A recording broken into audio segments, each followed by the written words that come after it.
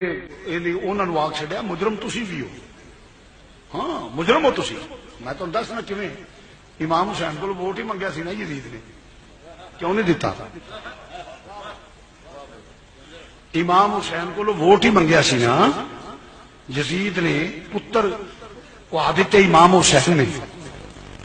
علی اصغر کو آدھتا, فرمایا تین ووٹ نہیں دینا. علی اکبر کو آدھیں گا تین ووٹ نہیں دینا. برا کو آدھیں گا تین ووٹ, خاندان لٹا دیں گا تین ووٹ نہیں دینا.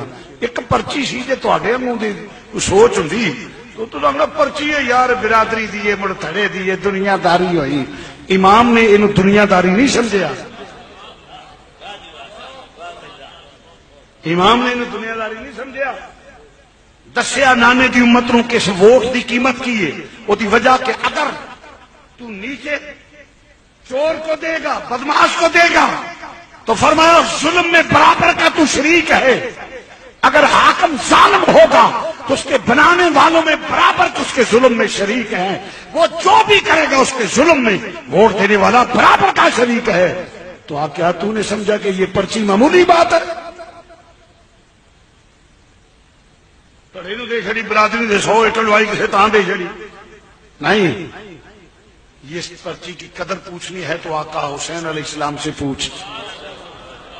ساری قوم جڑی ہے بانگ ہوئے تے انگوٹھے چم کے اکھاں تے لاندی ہے.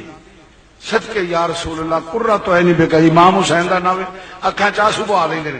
تے جس لے دی ہاتھ وچ تقدیر دا فیصلہ دیتا جائے, آپ پرچی یا پردے دے پیچھے ہو کے بول, ایک پاسے رسول اللہ ہی تے ایک پاسے آقا حسین تے صحابہ نہیں, حضور دی آل تے صحاب نہیں. ہن فیصلہ کر.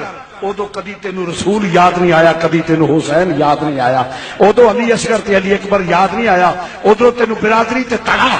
یہ ہر کو علم تھا کہ میں جنرلی جائے گی, سب کچھ جائے گی, اور میرے ایک ساتھ دینے سے فرق بھی نہیں پڑے گا. اس نے کہا فرق پڑنا مقصود نہیں, یہ مطلب نہیں کہ کچھ بھی ہو, میری پرچی جو ہے وہ رسول کے کھاتے میں پڑے گی. اس لیے یزید بغاوت کرتا ہوں, میں حسین کو ووٹ دیتا ہوں.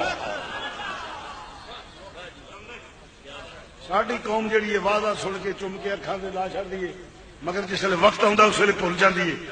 تو میں آپ کو صرف یہ بتا رہا ہوں, میں کوئی تو الیکشن نہیں لڑنا, میں صرف آپ کو یہ بتاتا ہوں کہ ووٹ معمولی چیز نہیں ہے. ووٹ اس کے ظلم میں تم بھی شریک ہو. جو بھی دیتا ہے, جب نظام مصطفیٰ کی بات آئے